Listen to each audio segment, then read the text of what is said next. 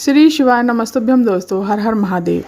आज की इस कथा में पूज्य गुरुदेव ने बताया है कि जिन बच्चों की शादी नहीं हो रही, जिन कन्याओं की शादी नहीं हो रही, बहुत प्रयास कर लिया फिर भी उनका विवाह नहीं हो पा रहा है, और जिन लड़कों की शादी नहीं हो रही, जिन बेटों की शादी नहीं हो पा रही, बहुत तंग आ चुके हैं।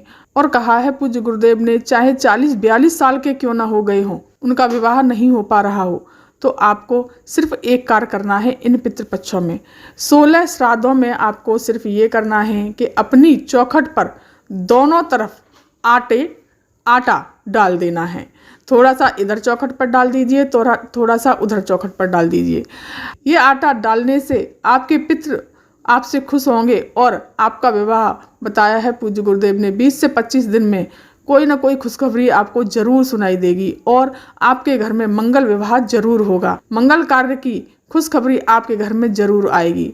पूज्य गुरुदेव ने कहा है कि इन दिनों पितृपक्ष में अगर ये कार्य करते हैं तो हमारे बच्चों के जीवन में खुशियां आती हैं, और कहा है कि पितृ हमें सुख की अनुभूति कराते हैं और सुख शांति प्रदान करते हैं, सुख शांति का हमें आशीर्वाद प्रदान करते हैं। तो दोस्तों, ये कार्य आप जरूर करिए। पूज्य गुरुदेव ने इस कथा में बहुत अच्छी बात बताई है और कहा है कि आटे की रंगोली का 3 स्थान पर बहुत महत्व बताया गया है।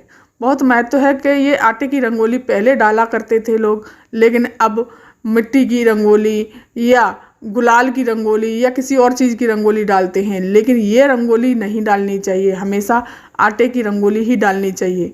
3 स्थान बताए हैं। सबसे पहला स्थान बताया है पूज्य गुरुदेव ने कि आटे की रंगोली जब हम पितरों की पूजा कराते हैं, पितरों की शांति कराने के लिए जब हम रंगोली बनाते हैं तो आटे की ही रंगोली बनाते हैं, तो हमेशा आटे की ही रंगोली बनानी चाहिए।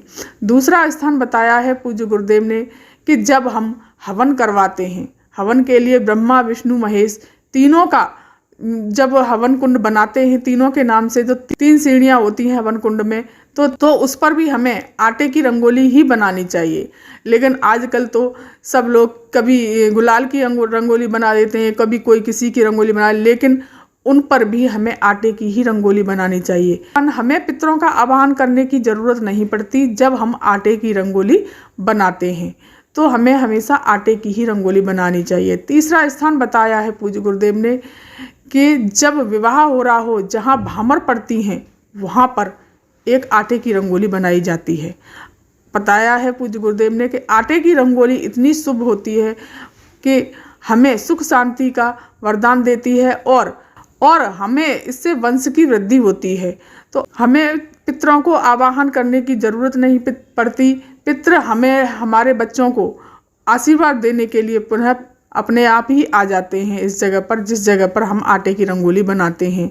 तो आपके यहाँ पता नहीं आटे की रंगोली बनती है कि नहीं बनती। पूज्य गुरुदेव ने कहा है कि शास्त्रों में कहा गया है कि आटे की रंगोली ही सबसे शुभ मानी गई है। तो आटे की रंगोली पितरों के निमित्त बनाई जाती है, इसलिए हमें आटे की ही रंगोली बनानी चाहिए, क्योंकि इससे वंश वृद्धि भी होती है। पूज्य गुरुदेव ने कहा है कि जिन लोगों के विवाह में आटे की रंगोली बनी होगी, उनके यहाँ संतान की प्राप्ति अवश्य हुई होगी, कभी भी वंश की कमी नहीं होती। तो दोस्तों, ये उपाय बहुत अच्छा उपाय बताया है पूज्य गुरुदेव ने, बहुत अच्छी बात कही है। और कहा है कि जब हम श्राद्ध डालते हैं तो श्राद्ध पक्ष में हम पंचमी को डाल रहे हैं या षष्ठी को डाल रहे हैं या सप्तमी को डाल रहे हैं, तो डालने के बाद में जब हम ब्राह्मणों को भोजन कराने के बाद में जब दक्षिणा देते हैं तो तिलक हमें नहीं करना चाहिए। तिलक क्यों नहीं करना चाहिए? वैसे अब आप कभी भी दक्षिणा दे रहे हैं ब्राह्मण को, जब कभी भी भोजन करा रहे हैं, तिलक लगा रहे हैं, तो कोई दिक्कत नहीं है। क्योंकि जब हम किसी अपने के निमित्त, जैसे ससुर हैं हमारे या पिता हैं हमारे, उनके निमित्त हम भोजन करा रहे हैं, तो हम जब तिलक करते हैं तो उन्हीं को सिर्फ श्राद्ध का भाग प्राप्त होगा।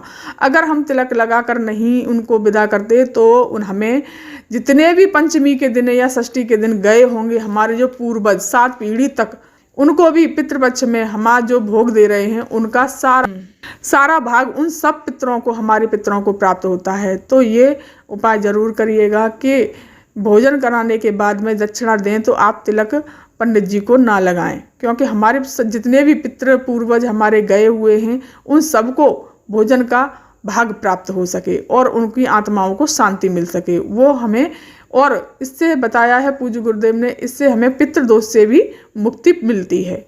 दोस्तों, आज की इस कथा में बहुत अच्छी बात बताई है पूज्य गुरुदेव ने। अगर ये वीडियो, ये जानकारी अगर आपको पसंद आती है, पसंद आई हो, तो चैनल को जल्दी से जा करके सब्सक्राइब कर दीजिए, वीडियो को लाइक कर दीजिए और कमेंट में श्री शिवाय नमस्तुभ्यम अवश्य लिखिएगा।